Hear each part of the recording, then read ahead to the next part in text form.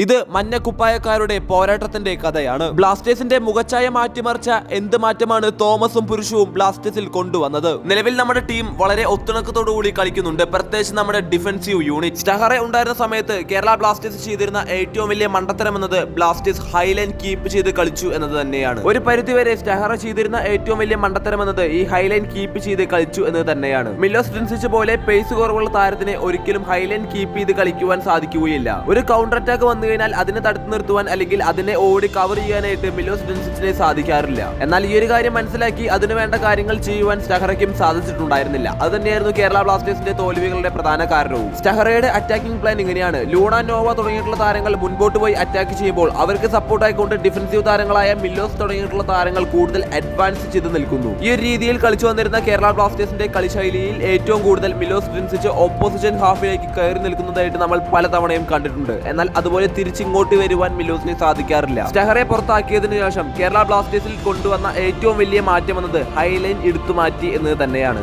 തോമസും പുരുഷവും കൃത്യമായി കാര്യങ്ങൾ മനസ്സിലാക്കുകയും മിലോസ് ഡ്രിൻസിച്ചിന് ഇങ്ങനൊരു പൊസിഷനിൽ കളിക്കാൻ സാധിക്കില്ല എന്ന് മനസ്സിലാക്കുകയും നമ്മുടെ ഡിഫൻസിനെ ഓപ്റ്റ് ചെയ്യാനായിട്ട് സാധിക്കുന്ന രീതിയിലുള്ള ഒരു ലൈനപ്പിലേക്ക് ബ്ലാസ്റ്റേഴ്സ് മാറുകയും ചെയ്തു. അതുപോലെ ഡിഫൻസിൽ കേരള ബ്ലാസ്റ്റേഴ്സിനെ കൂടുതൽ സ്റ്റേബിൾ ആയിട്ട് പെർഫോം ചെയ്യുവാനും ഇതിലൂടെ സാധിച്ചു. കൂടാതെ 2025 കേരള ബ്ലാസ്റ്റേഴ്സിന്റെ ടീം ഒട്ടാകെ തന്നെ വളരെ മികച്ച പ്രകടനം തന്നെയാണ് നിലവിൽ പുറത്തെടുക്കുന്നത്. കൂടുതൽ അണ്ടർസ്റ്റാൻഡിംഗിലൂടെ കളിക്കുവാൻ താരങ്ങൾക്ക് സാധിക്കുന്നുമുണ്ട്. പഞ്ചാബ് എഫ്സിക്കെതിരെ 9 പേര് വെച്ച് കേരള ബ്ലാസ്റ്റേഴ്സ് മത്സരം വിജയിച്ചത് തീർച്ചയായിട്ടും ബ്ലാസ്റ്റേഴ്സ് താരങ്ങൾക്ക് വലിയൊരു കോൺഫിഡൻസ്, അതുപോലെ പിന്നീട് വന്ന മത്സരങ്ങളിൽ പോസിറ്റീവ് റിസൾട്ട് ഉണ്ടാക്കിയെടുക്കുവാൻ സാധിച്ചത് താരങ്ങൾക്ക് കൂടുതൽ കോൺഫിഡൻസ് നൽകിയിട്ടുണ്ട് എന്ന കാര്യത്തിൽ യാതൊരു സംശയവുമില്ല. ഇന്നലെ നോർത്ത് ഈസ്റ്റിനെതിരെ നടന്ന മത്സരത്തിൽ 30-ാം മിനിറ്റിൽ തന്നെ ഒരു ആവശ്യവുമില്ലാതെ ഐബൻ ടോഗ്ലിംഗ് റെഡ് കാർഡ് വാങ്ങി പുറത്തു പോയതിനു ശേഷം 1 മണിക്കൂർ 5 മിനിറ്റ് നേരം കേരള ബ്ലാസ്റ്റേഴ്സ് 10 പേരെ വെച്ച് കളിച്ച് മത്സരം സമനിലയിൽ അവസാനിപ്പിച്ചിട്ടുണ്ടായിരുന്നത്. ഒരു വിജയതുല്യമായ ഒരു സമനില തന്നെയായിരുന്നു കേരള ബ്ലാസ്റ്റേഴ്സ് അവിടെ ഉണ്ടാക്കി എടുത്തിട്ടുണ്ടായിരുന്നത്. അതുപോലെ എനിക്ക് പറയണമെന്ന് തോന്നിയ ഒരു മാറ്റം എന്നത്, ഇതുവരെ സന്ദീപ് സിംഗ് ബ്ലാസ്റ്റേഴ്സിൽ കളിച്ചത് റൈറ്റ് ബാക്ക് ആയിട്ടായിരുന്നുവെങ്കിൽ ഇന്നത്തെ മത്സരത്തിൽ അദ്ദേഹം ലെഫ്റ്റ് ബാക്ക് ആയിട്ടായിരുന്നു കളിച്ചിട്ടുണ്ടായിരുന്നത്. അദ്ദേഹം റൈറ്റ് ബാക്കിനേക്കാൾ കുറച്ചുകൂടിയും സ്യൂട്ടായിട്ട് കളിക്കുന്നത് ലെഫ്റ്റ് ബാക്കിലാണ് എന്ന് നമ്മൾ ഇതിലൂടെ കണ്ടു കഴിഞ്ഞു. അതുപോലെ നമുക്ക് ഒട്ടും വിട്ടുകളയാൻ പറ്റാത്ത ഒരു താരത്തിന്റെ പേരാണ്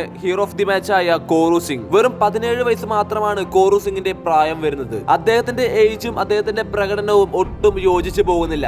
and he will contribute more to our team. ബാർസലോണയിൽ യാമിൻ യമാൽ തകർത്താടുന്നുവെങ്കിൽ ഇവിടെ കോറു സിംഗ് കേരള ബ്ലാസ്റ്റേഴ്സിന് വേണ്ടി തകർത്താടുകയാണ്. ഐബൻ ടോഗ്ലിംഗിന് റെഡ് കാർഡ് ലഭിച്ചപ്പോൾ അദ്ദേഹത്തിന്റെ പകരമായി റൈറ്റ് ബാക്കിലേക്ക് പൊസിഷൻ മാറിയത് കോറു സിംഗ് ആയിരുന്നു. എന്നിട്ട് അദ്ദേഹം അവിടെ ഒരു മികച്ച പ്രകടനമായിരുന്നു പുറത്തെടുത്തത്. ആ ഒരു വിങ്ങിൽ കോറു സിംഗ് നേരിട്ടതാണെങ്കിൽ ഇന്ത്യൻ സൂപ്പർ ലീഗിൽ ഏറ്റവും കൂടുതൽ ഗോളുകൾ നേടിയ 15 ഗോളുകൾ നേടിയ അജാരെ ആയിരുന്നു. അതുപോലെ അജാരെ കോറു സിംഗിന്റെയും മിലോസ് ഡ്രിൻസിച്ചിന്റെയും പോക്കറ്റിലുമായിരുന്നു. ഇന്നലത്തെ മത്സരത്തെ പറ്റി നോക്കുകയാണെങ്കിൽ ഒരു ടീം വർക്കിന്റെ ഗുണം തന്നെയാണ് കേരള ബ്ലാസ്റ്റേഴ്സിന് ഇന്നലെ ലഭിച്ചിട്ടുണ്ടായിരുന്നത്. ആൻഡ് നിങ്ങളുടെ അഭിപ്രായം തീർച്ചയായിട്ടും കമന്റിൽ അറിയിക്കുക. സബ്സ്ക്രൈബ്.